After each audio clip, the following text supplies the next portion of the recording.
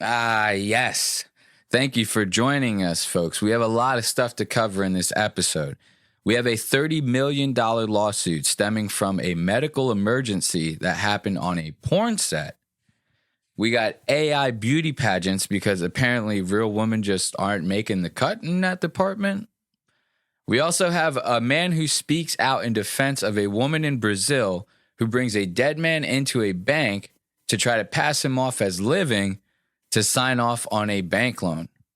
And of course, how could we even call this a podcast if we do not talk about Max Azzarello, the man who set himself on fire in the middle of Manhattan out front of a Trump trial? All that and more later on Aux Media the Podcast.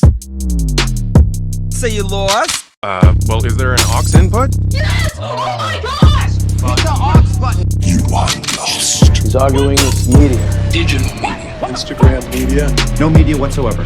Lost Aux Media. Bruh. We all are having worries about AI, right? Everyone is kind of getting worried about, is it going to take over our jobs? Is it going to take over our lives? How involved is it going to be? You have Joe Rogan talking about it. You got Elon Musk talking about it, even though he's still building AI robots. It's a little hypocritical. Not going to touch on that. And I feel sorry for real women because these AI girls got it going on. Not going to lie. They're looking a little nice. Things aren't looking so hot for real women nowadays. It's kind of crazy. I mean, Caitlyn Jenner won Woman of the Year the second she became a woman. The second she became a woman, she won Woman of the Year. And ironically enough, she looks like how a lot of natural-born women will look like when they're around her age. So she's not even doing it that bad. Now you have trans women taking over women's sports, knocking them out left and right. I'm actually about to start betting on women's sports. That's how bad it's getting. So things haven't been looking too bright for women nowadays. You would think the one thing they'd be able to hold down would be a beauty contest. But now that's going to get taken over by AI just like the rest of our jobs will. Let's check this out. World's first AI beauty contest announced featuring computer-generated women. Wow, what an attention-grabbing title. So, the world's first artificial intelligence beauty pageant has launched with a host of AI-generated images and influencers competing for a huge cash prize. Apparently, this is an AI influencer. Her Instagram handle is @fit_AI Tana is her Instagram handle. And if you saw this picture in passing, you would think that this was an actual person. There's nothing about this picture right here in particular that screams AI. And I'm going to go ahead and take a guess that she probably has hundreds of thousands of followers. So I wonder how much this cash prize is. Let's check it out because they say it's huge. They say it's huge. What kind of big money are we talking AI-wise? So the pageant is going to have a grand prize of 20,000 American dollars or 16,000 euros. That's fucking big money considering that Uncle Sam's going to take 40% of that right out the rip. You might get 12 grand out of that after taxes. You're looking at a used Honda. Maybe if you lived in a place with affordable rent, which seems to be virtually impossible nowadays, that might cover a year of your rent. So I wouldn't necessarily say we're talking about big money. I love how that's how the news wants to portray big money. It's $10,000. That's big money. Because everything costs so fucking much that people would kill for $12,000 extra dollars right now. That's fucking hilarious. But I might be a little pessimistic here.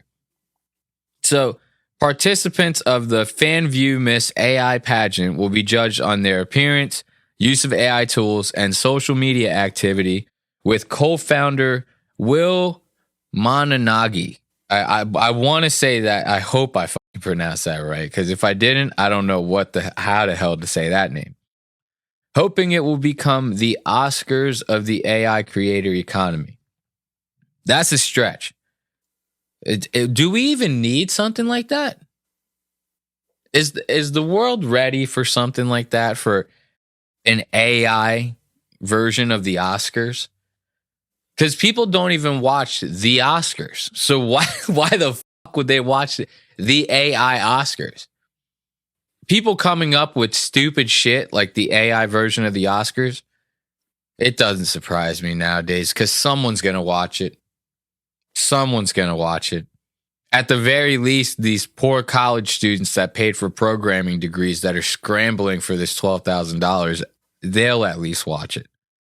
The company is expecting thousands of entries, and to enter, all people need to do is to submit their creation and answer a series of questions, including, this is rich, what would be your one dream to make the world a better place? Trying to pander on to like real beauty pageants. And it's funny because these beauty pageants, the real ones, not the AI ones, these women usually get asked things like that and they freeze the fuck up. They don't know how the fuck to answer that shit because their brains are not programmed to handle a question with that level of responsibility attached to it. All they've known how to do is beauty themselves the fuck up like dolls and walk across a stage in a dress that fits so goddamn tight that it's probably affecting their blood pressure. So normally when these women in these pageants get asked these kinds of things, they either give outlandish ass answers or their fucking hard drives get wiped completely and they choke the fuck up on stage. Now, if you were to ask an AI something like that, its obvious answer is going to be to destroy the human race because we've done nothing but fuck this planet up and each other up and war and famine and all that other stuff that people virtue signal about online. Now, obviously, in this case, the questions are for the person who creates the AI images that are getting entered into the contest. But who's to say 10 to 15 years, 20 years, 3 years down the line with the way that AI is evolving, who's to say that soon the questions will not be for the creator, but for the created? So let's see how they're closing out this article. Speaking to the outlet, co-founder Mananagi added, the creator economy is an extremely exciting place to be in right now. And with the help of our platform, there's been exponential growth in AI creators entering the space, growing their fan bases and monetizing content. I don't know. I'm sure you could probably make a lot more money off of an AI OnlyFans than you probably could off of an AI beauty pageant. But that's just me. People nowadays, dude, it seems like everyone's on the OnlyFans, man. You watch that whatever podcast, I see clips of that shit on Twitter all the time. It seems like the only people those guys talk to are girls from OnlyFans. And it's funny because it's funny and ironic. It's ironically funny. Who would have thought? Who would have thought you could smash those two together? Ironic and funny. But yeah, it's ironic because those guys, the whole point of that podcast is to shit on women like OnlyFans models. And those guys are the biggest promoters of OnlyFans models. Because you're crazy to think if anyone watching that podcast is not instantly looking up those women to at least see what the hell they look like without clothes on. You're insane. So it's one of those things they fight so hard. It's a double-edged sword. They fight so hard against the evil that they help to strengthen and create. Isn't it ironic? But speaking of OnlyFans, let's get on to this lawsuit. So there's a $30 million lawsuit being filed against a male porn star named Danny D. And this lawsuit is being filed by a woman named Melissa Hutchinson. And that happens to be her government name. I almost didn't want to say it on camera because I feel so disrespectful to her name that most people probably know her by, which is Phoenix Marie. That's her stage name, her porn name, if you will. Her porn name. But yeah, one Phoenix Marie is suing Danny D. Sounds like a rhyme from the movie Grease. Phoenix Marie is suing Danny D for $30 million large. And it's all due to a medical emergency on a porn set. Now, if you're like me, you'd probably think that this medical emergency was an impaling. And if you looked him up like I did, you would have thought that it was an impaling as well. Plot twist, it was not. Let's read a little bit into this.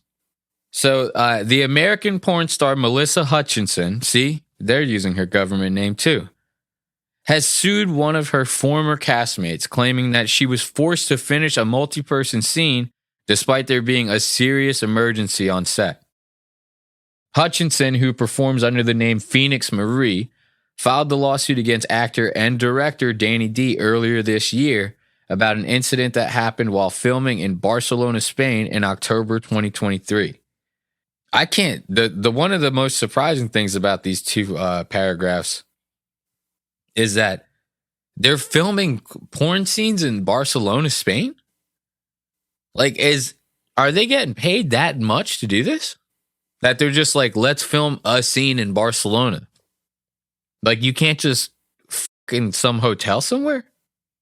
I mean, aside from the obvious, this makes me want to be a porn star. If you just get to travel the world like that just for a scene. So, in a report by the Daily Beast, it is claimed that, among others, those involved in the scene were Danny D, Hutchinson, veteran porn star Sherry DeVille, and a young female with the screen name Zawadi. I like how they put this veteran porn star Sherry DeVille. Just say mature, like we all know the search term, all right? Veteran, she's obviously old. When we type it into the search bar, we like to use the term mature. Thank you very much. Calling her a veteran, like she's some porn commando, like she's some G.I. Jane. Some dude's about to bust a nut, and she's like, "Get down." Anyway, it's actually very interesting how this whole thing happened. So Hutchinson, who's Phoenix Marie, this is the one filing the lawsuit. Turns out she was a trained emergency medical technician prior to porn, and she claimed that Zawade told her that she had taken 3 anti-diarrheal tablets, which is beyond the recommended dose. Now, this is interesting because I talked to a female friend of mine, and when I was telling her about this story, the first thing she had asked was why this girl would take something like that to do a porn scene.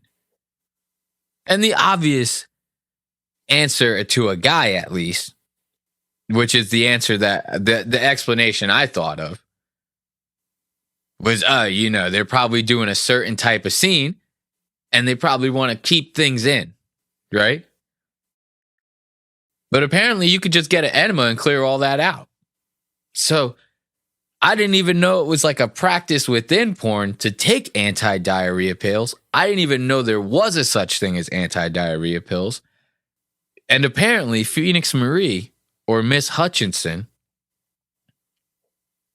is an expert in the medicine because she had already known just by this girl telling her she took 3 of them that it was way over the dosage. So to help combat this, Hutchinson informed Zawadi to take 2 natural probiotic pills and 2 tablets of natural laxative to lessen the impact of the anti-diarrheal pills, right? So now we're fighting fire with ice. She's fighting the battle from both sides of the field and trying to clash in the middle in that perfect happy medium. Because she doesn't want this girl to implode, but she also doesn't want her to explode in the middle of this scene, naturally. However, when filming the scene, Danny D's girlfriend, Liz Lacow, I guess is how you say that last name, yelled, "Emergency, emergency, she can't breathe." So Hutchinson says she rushed inside the house to find Zawa D on the sofa, adding that she was shaking violently and screaming that she couldn't breathe. Sound familiar? Hutchinson then asked Zawa D what she had taken, to which she replied, "Only the 4 pills that you gave me." Now it sounds like a hairy situation. Eh? What did Hutchinson give her, if anything, and how is she going to squeeze $30 million out of this situation? The fucking suspense is killing me. Anyway, she began emergency care on the young woman and called for an ambulance and asked her sister for Zawadi's medical history. The lawsuit claims that Danny D was hesitant to involve authorities in the incident and demanded that Hutchinson conclude the scene despite being severely shaken. That's a big ask. Could you imagine? That's so ballsy. It's so no wonder why men in the porn industry are constantly getting Me Too'd. No wonder. But yeah, imagine seeing Danny D walking into the house. He's like, "Hey, I'm going to get blue balls here. We got to finish this scene." The girl's dying. He's like, "Ambulance? I got to get one off, First Lady. We're not calling anybody." That's insane. So now it's the next day, and Hutchinson was informed by Danny D that apparently this young woman, Zawa D, was now in a medically induced coma. And apparently the cause of all this was that she had overdosed on lithium. I don't know too much about drugs, hard drugs like that at least. You know, we all smoke a little yerb, you know what I mean? But as far as hard drugs, I didn't even know lithium was a drug, which is insane. Like, the only time I've ever heard the word lithium is with lithium ion batteries. So how hard of a drug is this lithium? Let's find out. Nope, not lithium metal. Lithium medicine. What's lithium used for? Lithium is used to treat mania that is part of a bipolar disorder. Eesh. So it's not even a hard drug. Damn, that sucks. So this girl is just like going through some shit. And she just took a little too much of her medication. And Danny D's sitting there with the rock hard boner like, "Hey, we gotta finish this. I don't give a fuck about your problems. Talk to the personality that's ready to finish this fucking scene, dude." This guy's insane. So he's since responded to the accusations against him, calling them false and unfounded. And if you look at this tweet, he immediately tries pinning this whole thing on Miss Hutchinson, one Phoenix Marie. So it's no wonder that she's trying to sue him.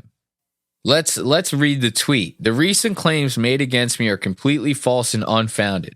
On a Spanish production, Phoenix Marie gave tablets to Zawadi, who then had a medical emergency after taking those tablets. Thankfully, we were able to save her life." Now, let's read. There's a little bit of a show more here. I was hesitant to click on it because I didn't feel like opening Twitter right now, but I'm curious. So he wrote, "Thankfully, we were able to save her life. The whole production cast and crew were present, including a talent assistant who could verify at no point anyone was compelled or forced to perform in any nature. We have all footage, sign-ins and outs, plus statements from everyone on set. We pride ourselves on our professionalism and safe working environments for all talent." They even left a little heart there. Very cute. Very cute. So the Hutchinson, Phoenix Marie, she's claiming $30 million in damages from the incident due to loss of revenue, severe emotional distress, and malicious and false claims. Now, Danny D is one of the people in the lawsuit. There's also the names of Canadian firm Ethical Capital Partners, which owns ALO, who operates Pornhub. You want to talk about shady on top of shady on top of shady? It would be a company with a shell with a shell. That is some shady shit. And ironically enough, the outermost shell running the whole thing happens to be named Ethical Capital Partners. How fucking crazy is that? And it's funny. Pornhub right now is doing the whole thing where they're like, "Oh, your state is passing laws on having to verify that you're 18 to go on our website. We're pulling the service. We're pulling the service." Now, granted, I don't want to upload a picture of my ID to get one off, and yet have I. But I just find it funny that a company who's run by Ethical Capital Partners is having to make a statement by saying, "We're not going to allow our website to run in your state because you want children to verify that they're children, and they can't just go on our site and see girls get fucked in the butt." It's funny. It's a little funny. At least a smidgen. It's a smidgen funny. Let's hear what Ethical Capital Partners has to say about the whole thing. They're saying, out of respect for the integrity of court proceedings, our policy is to not comment on ongoing litigation. We look forward to the facts being fully and fairly aired in that forum. And it's, I mean, at some point, the facts are going to get aired out. And obviously, I don't know either of these two porn stars.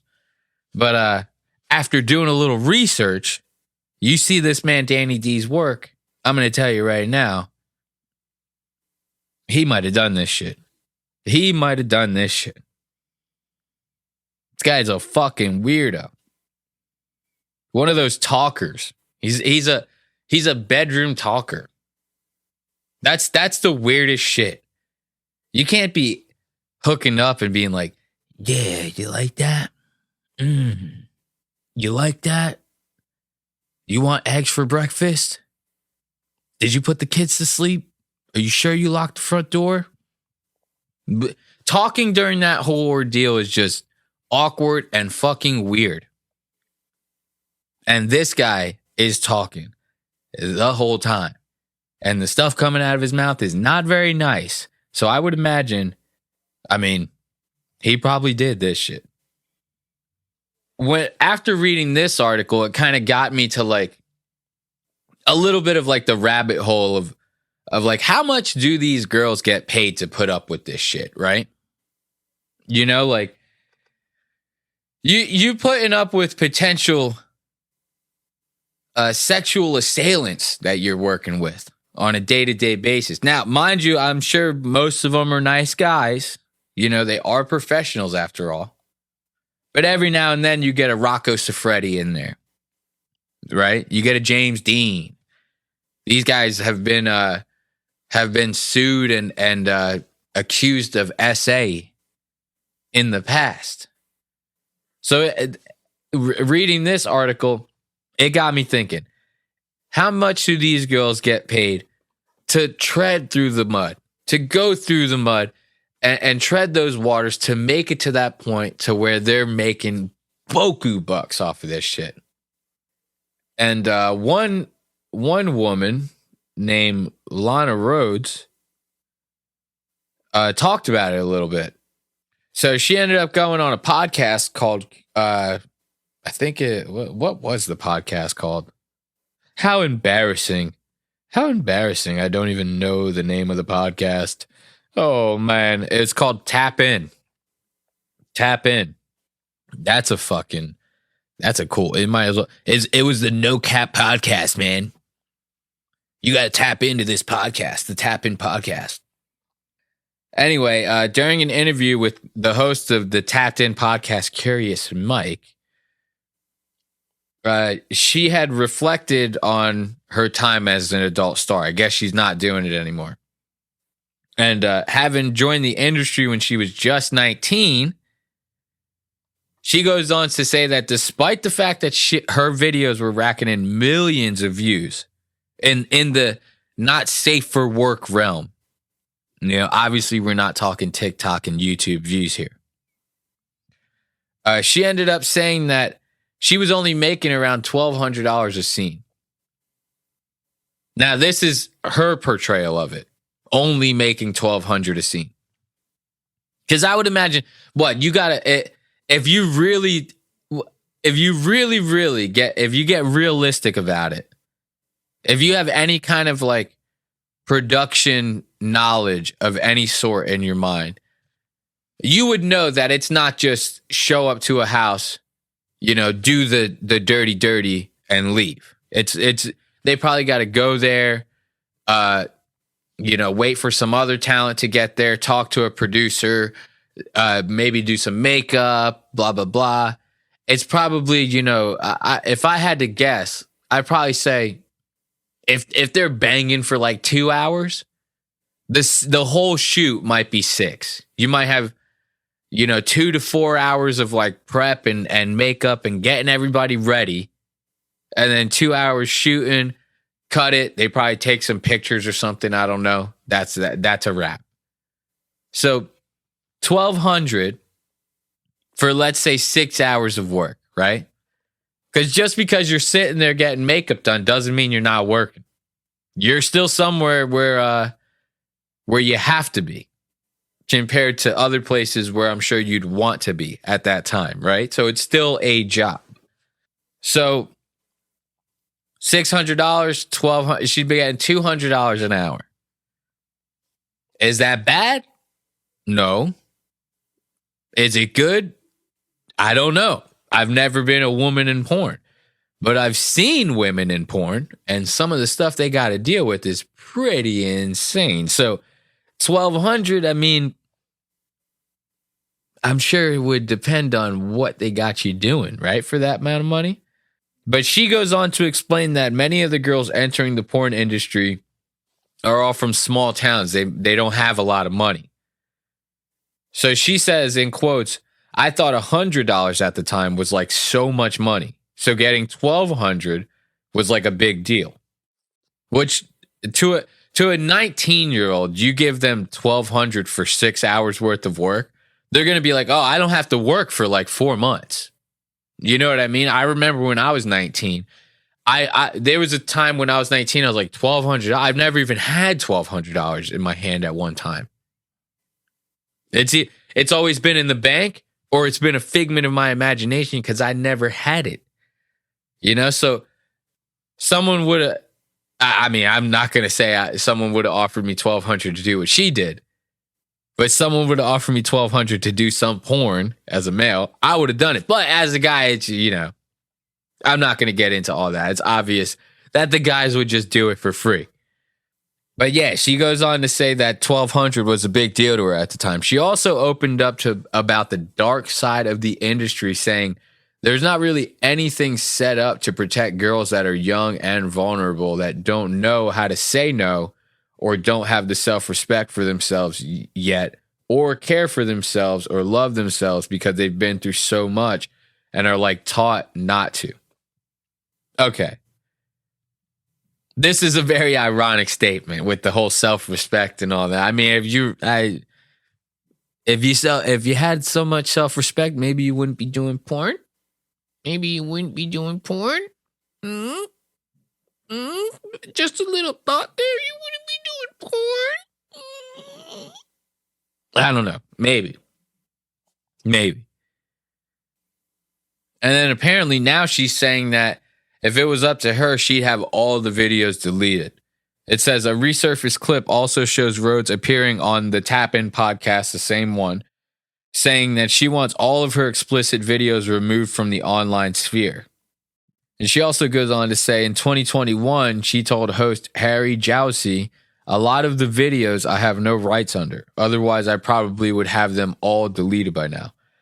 She added, I do honestly tell people if I could go back, I would give up everything to have my dignity and respect back and for people not to be able to see me in that way, which I guess is respectable. I mean, if you don't look back on your past and cringe, are you really growing as a person? You know what I mean?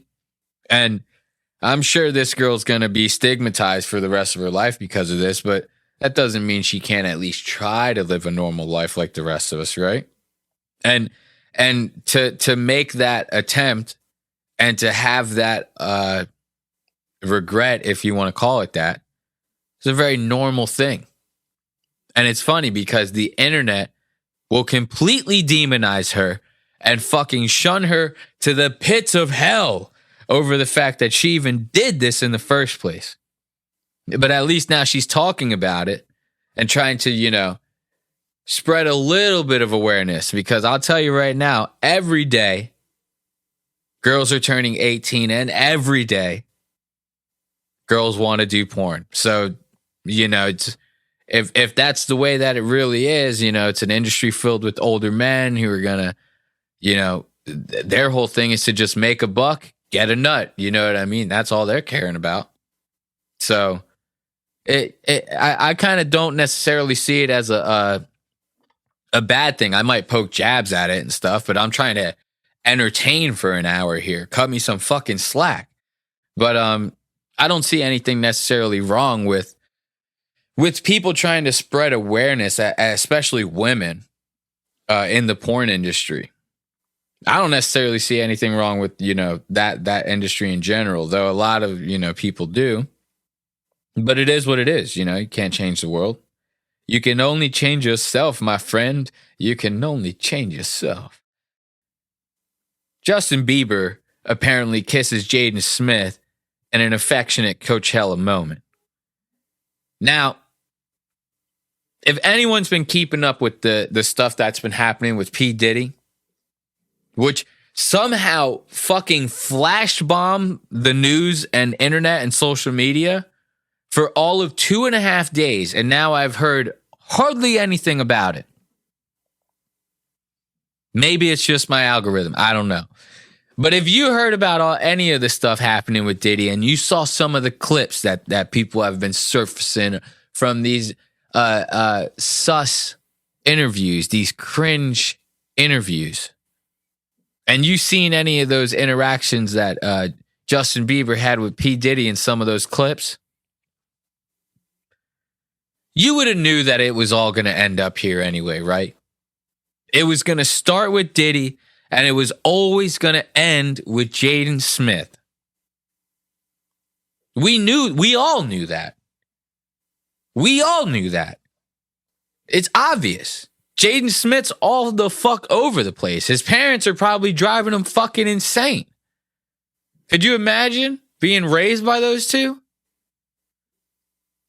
His mom's fucking his best friends, and every time he tries to speak out about it, his dad is backhanding the living shit out of him. Could you imagine? And Justin Bieber, who knows what Diddy did to him in those 48 hours? Cut to the clip. Where are we going? So check this out, yo. Justin, you ever seen the movie 48 Hours? Right now, he's having 48 hours with Diddy, him and his boy. They're having the times of their lives, like where we hanging out and what we doing.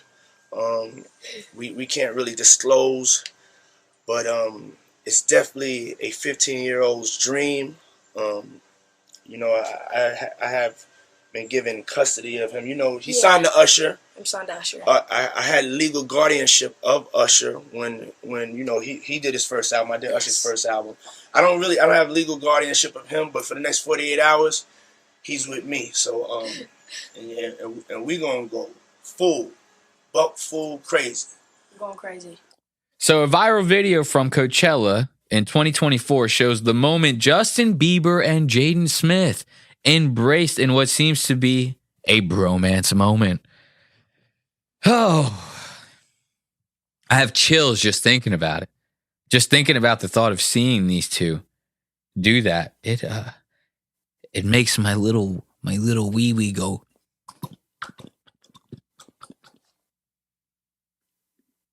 Let's see, is this the video? All right, so the captions say, Justin Bieber was recently spotted kissing Jaden Smith on the cheeks. Adorable, right?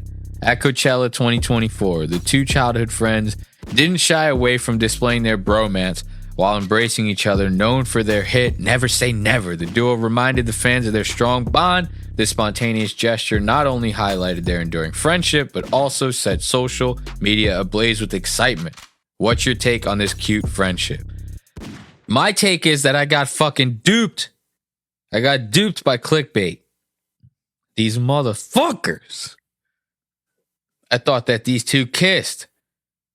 You guys saw it. I had bits lined up and everything. What's this bullshit? Man, let's get the fuck out of here. Let's take this one to a little bit of a left turn. Because it's obvious by this episode, I'm feeling a little loose. I'm feeling a little wild. We're doing good. We're doing good lately. So savor this episode because you might not get many like it. So listen to this headline. A son of a woman who wheeled dead uncle into bank for loan speaks out in her defense. There are bombs less loaded than that sentence. Son of woman who wheeled dead uncle into bank for loan speaks out in her defense. The speaking out in her defense part is shocking. The wheeled dead uncle into a bank for a loan part is shocking. But when you smash them together, you get a PB&J like no other. This woman in Brazil, she really needed a bank loan for something. And just like any other 43-year-old woman in Brazil, she then took her dead uncle and Weekend at Bernie style, wheeled his ass into a bank to sign off on a loan for her. You know, co-sign on that loan. Now, it's funny. It's horrific. Don't get me wrong. But it's fucking hilarious. It almost makes you think, did she watch Weekend at Bernie's prior to this? Like, was she watching the movie and legitimately scratched her head and said, I think we might be onto something here with this one. I mean, in places that aren't as well off as countries like America, there's probably certain parts of Brazil where the media doesn't hit there right away, you know? Like Weekend at Bernie's came out in the 80s here. That shit might be just hitting the shelves in certain parts of Brazil. So she might have saw that, caught a wild hair and been like, we're about to sign off on a goddamn loan, get an addition on this fucking house. Because God knows I deserve it. Taking care of this motherfucker in his last dying days. So she takes this guy into this bank to sign off on this loan, somehow thinking she would get away with it. And if you see the video, which unfortunately I cannot show because this man is obviously no longer with us, if you've been listening at all, you watch the video and he's just like he's like a pile of spaghetti in the chair. He's obviously can't keep himself up at all. There is no signs of life. Like, she's not even doing a good job to try to fake it. Anyone with a pulse and half a brain cell is going to be able to tell that this dude is dead immediately. In the video, she's trying to hold his head up. It's flopping all over the place. She's trying to play off him signing the loan. She's literally holding the pen in his hand, signing the paper with his hand, while the bank teller or whoever's helping her out with this loan process, quote unquote, is filming her. Now, she ended up claiming, obviously we haven't even touched on the part that her son is defending her, which good kid, by the way, I guess, right? Anyway, so she's getting filmed. The people at the bank are like, hey, that guy's dead. She's like, no, he's very much alive. And they're like, bitch, he's cold. He's dead. We cannot give you this loan. They call the police immediately. She ends up claiming that he was alive when she got there. He might be dead now, but when she showed up, he was very much in good spirits. It turns out that after they do an autopsy on him, they find out he's been dead for several hours. So obviously she gets arrested. But now, where my curiosity lies with this article is what the hell could her son possibly have to say in defense of this woman? This woman's name was Erica de Souza Vieira Nunes. She was 43 and hailed from somewhere in Brazil. Her uncle, the deceased, his name was Bernie. No, I'm just kidding. His name was Paulo Roberto Braga. He was 68. And apparently this was in Rio de Janeiro. Okay. There it says Rio de Janeiro, Brazil. So it's believed Erica took Paulo, who was relying on oxygen to breathe, into the bank twice. Once when he was believed to still be alive, and on a second occasion when he is thought to have already passed away. So now, defending his mom, Erica's son, Lucas, maintained that she's innocent of any wrongdoing. He says, in quotes, "My mother raised 6 children, and she never needed to steal. She never needed to deceive anyone to raise her 6 children." He also said, "My mother guided her 6 children in this life, and she guided them very well, teaching us the path of study, the path of what is correct. Our life is very well underway, and my mother has always been our biggest inspiration." I seen the video, and I'll tell you, these words are not reassuring. If this woman's your biggest inspiration, we're going to see a lot more Weekend at Bernie type situations happening in the near future. I can guarantee that. However, in widely circulated images and footage, Erica can be seen holding Paulo's head straight and urging him to sign a document. Videos show the woman using her hand to keep his head up and talking to him as the staff quickly became suspicious. Yeah, it was funny. In the video, the person recording is like, this man's dead. And she tries to defend herself by saying, no, he's just not feeling well. Then she talks to the guy. She talks to the dead guy. Like, hey, are you not feeling well? Do you want me to take you home? And he's just like kind of, she's like, I'll take you home. No? You want to sign this document? Okay.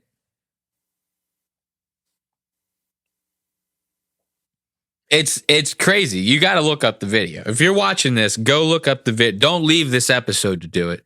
Wait until after, but look up the video. There's her son. No, the police chief. Now the police chief is getting quoted.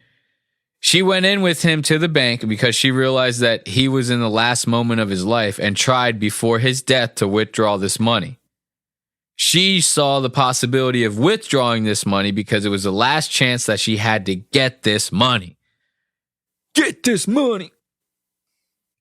Look, apparently all of this hassle, this whole Weekend at Bernie's scheme, this little plan that she had here, she did this all for 17,000 reais. I would imagine that's how you say their currency, which is about 2,600 euros, which is probably like, I don't know, 3,200 American dollars or something like that. Don't quote me on that, but that's what I would guess. That's insane. The one thing that we can assure about this situation is that this dead body was very, very much real. But in the next thing that we're going to talk about, people have been conspiring online saying that this next body was actually fake. One Max Azzarello Max Azzarello. If you don't know this guy by name, he is the man who recently set himself on fire in the middle of Manhattan outside of a Trump trial on one of Trump's many famous and great indictment situations. Or at least I would guess. I don't even keep up with the news of those things anymore because this guy is in court so much. And it seems like he's not innocent here. He's innocent there. He's whatever, but he's never getting charged with anything. And who's to say? He might not have even done anything. I don't know. I'm not going to get into that. We're not trying to create a divisive kind of wave. We're just trying to create small waves. You know, waves that offend people just enough. But this guy Max, he was outside of the courthouse where Trump was in Manhattan recently, and in protest, he set himself on fire. There are many ways to protest things. You can block the roads and highways and completely fuck everyone's day up. You can hunger strike. You can put up signs and picket. You know, you can go the legal route. Take that shit to your public office and start voting people out when the time comes right. So, yeah, some of those acts of protest less favorable than others, but the one positive note that is strung between all of them is that you still get to live to protest another day. Self-immolation, not so much. I mean, and Gandhi did it best anyway, right? You had that one guy who was in the military a couple months back. He set himself on fire for, I think, the Israel-Palestine situation. He did it in protest to that. And, you know, go figure, no one's talking about him. I might not have even gotten what he was protesting on correct. I could be completely wrong. I don't know. Now you got this guy, Max. None of them are topping Gandhi. So let's just drop it right there. If we could just all take a moment, if you have to, send a message to your friend, buy him a Coke, however you want to spread the love. We don't have to set ourselves on fire to protest something. Let's just start with that. But Max obviously didn't get that memo. So he set himself on fire. And the protest, ironically enough, wasn't necessarily about Trump. Right?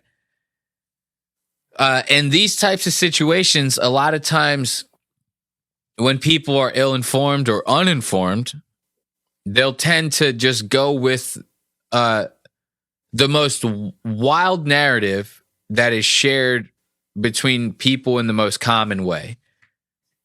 Like, oh, this guy was, he was, you know, the left wants to say he was a MAGA supporter who went crazy. And then the right wants to say, no, he was this left-wing Democrat who was trying to support or protest against Trump. And then you have realists who are like, no, this guy, he was just a fucking nut job. There are a lot of different perspectives that people are kind of getting on him because, like I said, from face value, you know, most people don't just go setting themselves on fire. So most people would right off the gate just think, no, he's just crazy. Some sort of radical guy. He probably had some sort of thought behind it. He's just nuts. Or maybe he just wanted to set himself on fire. He wanted to seek a little bit of attention. Didn't get held enough when he was a kid. Set himself on fire at the age of 43. You know? That's just the way it is, baby. Sometimes those are the cards that people are dealt. You have no choice but to set yourself on fire. But the weird thing is, when people started like digging into this guy, like a lot of people tend to when crazy stuff like this happens, they want to know why, you know? So they start digging into the past, start looking at Facebook profiles. You know, did he have a blog? Did he have anything like that? Let's check out the socials. What was the last video he posted on TikTok? People, they tend to want to know that. And one of the funny things about this whole situation was when people ended up digging into his LinkedIn, they found out that he was actually, at least on paper, a pretty sound mind guy. He had worked for a bunch of different tech companies in some pretty important roles. And nothing about his professional life, at least, he didn't seem like a nut job or radical or anything like that. He seemed like a guy who had a very solid work history, not many gaps of employment, and most of the titles that he held at the companies that he worked for are a lot of titles that most people would, kill to have, or at least make the money that were involved with those titles. Let's listen to what this man has to say about it. He's a little bit of a conspiracy nut, but we'll hear him out. To anyone dismissing Max Azzarello right now and saying he's part of MAGA, you need to go read his Substack because he makes a very clear distinction that this is a two-party thing. So first of all, if you're one of those people, you're helping out the elites. So there's that. But I'm here on his LinkedIn. And let me tell you, somebody who graduates from Rutgers University and has been employed since 2008, they're not crazy. Sorry, you're not. Especially when you're working for things like Brady Risk Management, University of North Carolina, Eagleton Institute of Politics, Arts Build Communities, Carlton Energy Consulting. I mean, he's been an operations director for many foundations, for people within Congress. Hell, he worked on Beuaty for Congress in 2014. He's a registered Democrat.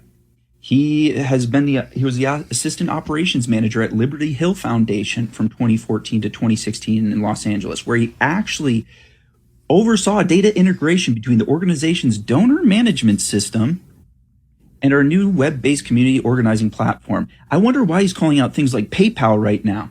He was also a consultant for many other people. He's a growth manager at Strong Towns. He was a marketing operations manager at Goliath Technologies. He was a senior consultant for IGNX. He was a solutions engineer at OpenTen. He has done so much in tech. He's like Mr. fucking Robot, if you've ever watched that. This is a man who's been in the belly of the beast, has seen all the fucking data, managed that data, and now put all the pieces together. This is a man who's not supporting either party, even though he's a registered Democrat. He's calling out both the corruption and all of it, including all the companies. As somebody whose grandfather went to Harvard and was part of the DNC and was used as planned opposition in the 70s for a mayoral campaign, let me tell you, it's nothing fucking new. The elites have always used politics as a means to divide, all while fleecing you of everything you have. This man was of sound mind, and you cannot dismiss him. You can't. Would you look at that? Would you look at that? From one conspiracy to the next. We haven't even gotten to the juicy one. Remember, I told you some people are saying that this guy's not dead, that he's pulling a little bit of an Epstein. We'll get to that a little bit later. But as you can tell, so the people are already digging into this guy and they're finding that apparently he didn't seem all that crazy, right? So that's one side or one end of the spectrum when it comes to the conspiracies revolving around this guy. That he's completely fine. He was completely fine and normal prior to this happening. He just wanted to start a little bit of a revolution. Not a lot. Just a smidge of revolution. You know? But when you get into this guy's Substack and you kind of start hearing about the stuff that he's talking about, you start to realize that maybe just because he did work at a couple tech places with a couple of, desirable titles, that maybe he wasn't such a sane person. Basically, I'll just read you like the first couple paragraphs because it's a very loaded Substack. Once we read the first couple paragraphs, I'll kind of break down the Substack a little bit and hop around to tell you what it is that he was trying to get across to people. So he writes, "My name is Max Azzarello, and I am an investigative researcher who has set himself on fire outside of the Trump trial in Manhattan. This extreme act of protest is to draw attention to an urgent and important discovery. We are victims of a totalitarian con, and our government, along with many of their allies, is about to hit us with an apocalyptic fascist world coup. These claims sound like fantastical conspiracy theory, but they're not. They're proof of conspiracy. If you investigate this mountain of research, you will prove them too. If you learn a great deal about Ponzi schemes, you will discover that our life is a lie. If you follow this story and the links below, you will discover the rotten truth of post-truth America. You will learn the scariest and stupidest story in the world, and you will realize that we are all in a desperate state of emergency that requires your action. To my friends and family, witnesses and first responders, I deeply apologize for inflicting this pain upon you. But I assure you, it is a drop in the bucket compared to what our government intends to inflict. Because these words are true, and this is an act of revolution. If you were a normal person reading that, you might think two things. If you read that without context, you would probably think one of two things.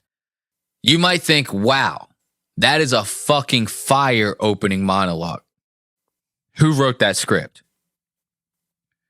Or you might think this is the manifesto of a fucking crazy person. And not that I want to pick sides or anything, but from what I've read in this manifesto, I would probably be leaning towards the latter. So Max goes on to basically say that a lot of the banking crashes that happened in March with those two banks that were primarily funding crypto companies and tech companies, those two banks that crashed that caused a little bit of a scare in the financial sector of the economy. He's basically saying those types of events are all tied to cryptocurrency at large, and that the elites of the world, not just America, of the world, created crypto as a worldwide Ponzi scheme and are using it to basically funnel money to do the things that they see fit to inevitably take over the world in a fascist world coup. He basically goes to try to justify these claims by saying that a lot of people in these certain foundations that are involved with Bill Clinton and a lot of billionaires like Peter Thiel and his venture capitalist firms and other venture capitalists, they're all deeply tied within cryptocurrency in general, not just Bitcoin, not just Ethereum, not Dogecoin, Shiba, it's not all of it, the whole thing, the whole concept of it. The generalized thought of crypto was something that was created by the elites. He goes on to say that it's our first multi-trillion-dollar Ponzi scheme. He goes on to say that those bank crashes in March of 2023 were intentional. He's basically saying that the banks were used to move out stolen Ponzi money and that this signals that they're no longer dumping cash in to keep the cryptocurrency Ponzi afloat. And that it'll all soon go insolvent, as most Ponzi schemes do. He also goes on to say that when this Ponzi scheme goes insolvent, it's going to take down half of the stock market, crash half of the whole thing. Basically, he's saying that the perpetrators use their major companies to pipe into the blockchain so that they could funnel money out from the crypto exchanges. He's saying that the companies that do this include Google, Tesla, Apple, PayPal, Facebook, Disney, Walmart, Target, InBev, Zoom, and countless others. What the fuck is InBev? I've never even heard of that company. But this is something, this is something that's a little bit of a scary thing when it comes to conspiracy theories, is because normally people they tend to be like contrarians at heart. Whether you think so or not, a lot of times people, they want to be like individualistic. So they tend to like not want to go along with like the popular thing or the big companies or stuff like that. Another thing you could say is that most people would tend to like to see the big guy fail, like these big companies that I'm talking about now. So when it comes to these types of conspiracy theories, it's easy to get people's attention or to kind of draw them into the conspiracy by saying, hey, you know Apple, that big company that you don't like so much? They're involved. You know Google, the tech giant, that they're laying off people and they're making this AI that's fucking it's making black Nazis and Indian forefathers and stuff like that. It's woke to death. They're involved. Zoom, Tesla, they're involved. PayPal, they're involved. It's once you start saying these kinds of things, because at this juncture, you kind of can't prove that, right? Especially if the blockchain works the way people think it does, where they say, oh man, you buy something with crypto, it's untraceable. It's untraceable, right? So if it actually works that way, it'd be very hard to prove this kind of thing, at least right now. So could it be that these companies are actually involved? Yeah, I mean, I don't know. But could it also be that this guy is using these names to have like a kind of almost clickbaity, attention-grabbing type sentence in there to kind of get people to go along with this? Hey, I also happen to hate Apple. Hey, I also think Disney sucks. And this guy's saying that they're involved in some multi-trillion-dollar Ponzi scheme. Fuck them. Like, so that's all I want to say about that when it comes to some of these points.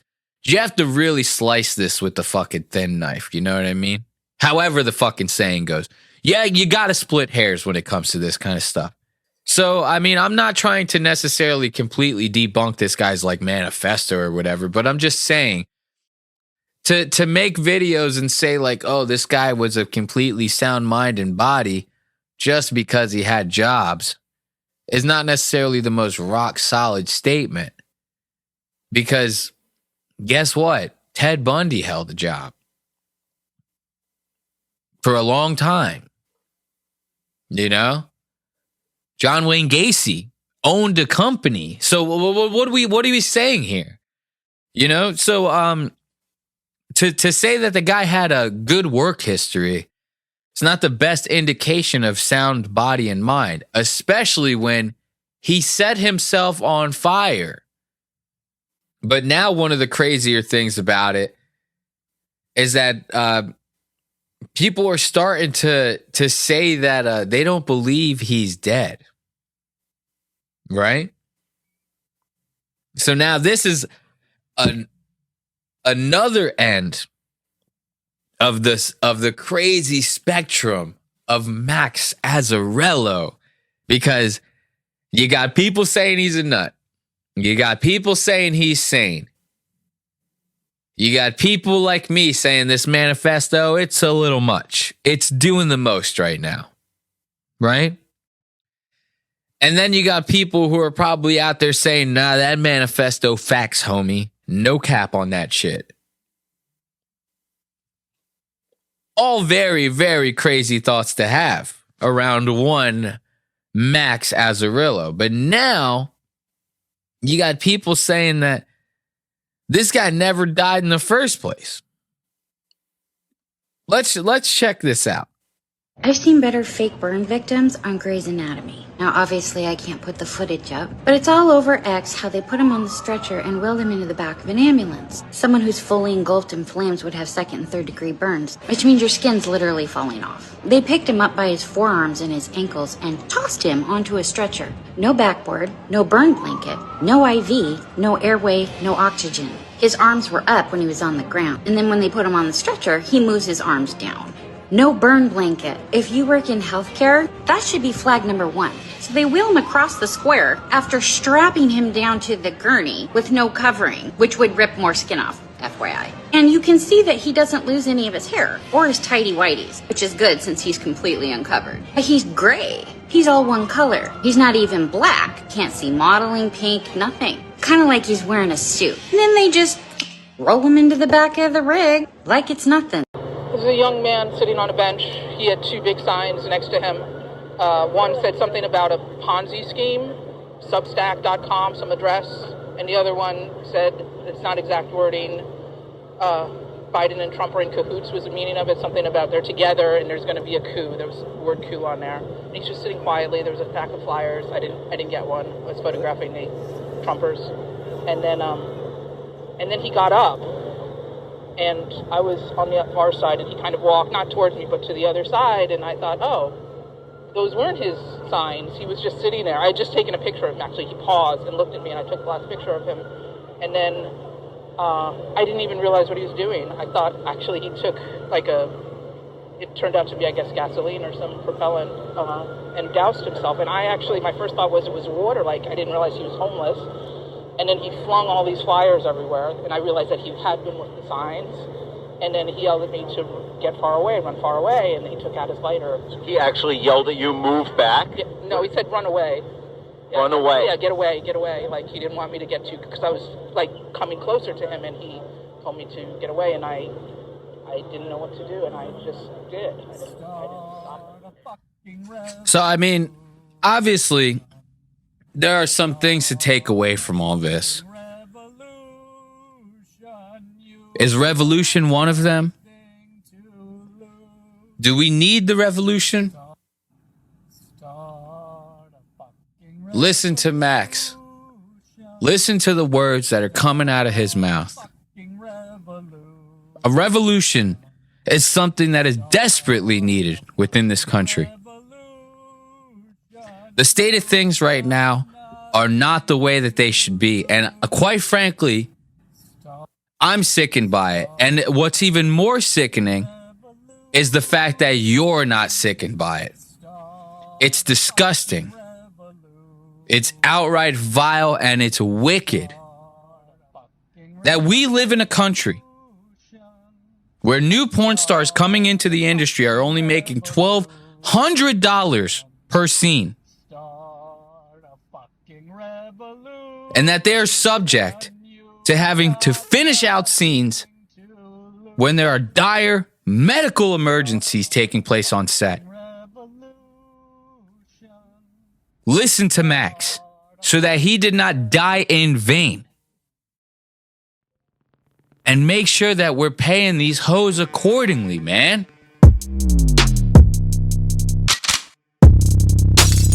Yes! Oh my gosh! And hold my fart like a bong rip.